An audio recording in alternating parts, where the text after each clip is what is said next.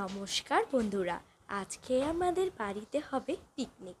পিকনিকের মেনুতে থাকবে কাঁকড়া, রোস্ট, বারবিকিউ আর থাকবে বিরিয়ানি।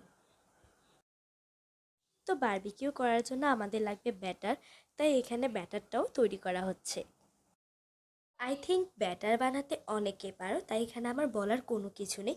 তোমরা মিউজিকের মাধ্যমে ব্যাটার বানানোটা দেখে নাও।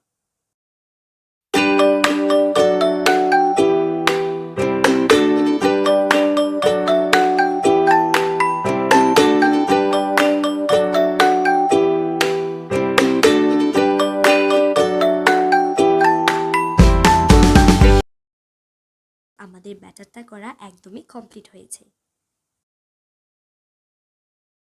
স্মুথ করার জন্য আমাদের লাগবে আগুন, কয়লা।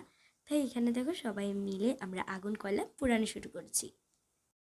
কয়লার মধ্যে যদি আগুন থাকে তাহলে মাংসটা পুড়ে যাওয়ার সম্ভাবনাটা একটু বেশি থাকবে। তো তাই সবার প্রথমে কয়লাটাকে ভালো মতো করে পুড়িয়ে তারপর যে স্টিলটা আছে ওই স্টিলটা বসিয়ে এর উপরে আমরা মাংসটা দিয়ে দিলেই আমাদের মাংস হওয়া শুরু করবে। যে যদি হালকা হিট দেওয়া হয় তাহলে ভিতরে যে মাংসটা আছে ওই মাংসটা শক্ত থাকবে আর যেটা খেতে একদমই বাজে লাগবে।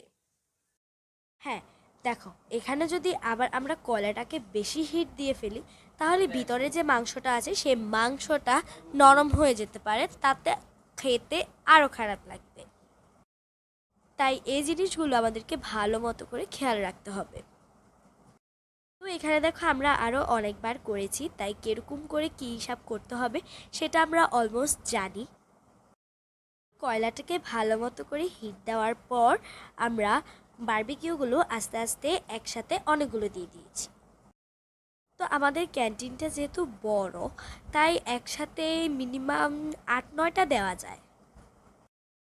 অনেকে আবার চুলার উপর কয়লা দিয়ে তারপর বারবিকিউ করে, কিন্তু না, এভাবে করলে বারবিকিউর যেই মাংসটা আছে ওই মাংসটা পুড়ে যাওয়ার সম্ভাবনা একটু বেশি থাকে।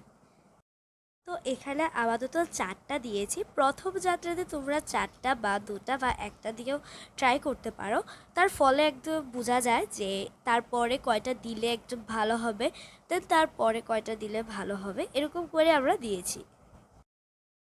তো তারপর বারবিকিউর যে ব্যাটারটা আছে সে ব্যাটারটা আমাদেরকে একটা ব্রাশের মাধ্যমে দিয়ে দিতে হবে। ও, তোমাদেরকে তো বলতেই ভুলে গিয়েছি, এটা হলো আমার ব্লগ 1, মানে আমার ফার্স্ট ব্লগ। আর এটা ছিল ডিসেম্বরের 31 তারিখে। যেহেতু ফার্স্ট ব্লগ তাই একটু খারাপ হতে পারে। কোথায় যাচ্ছ? ফলো করে যাও। বাই।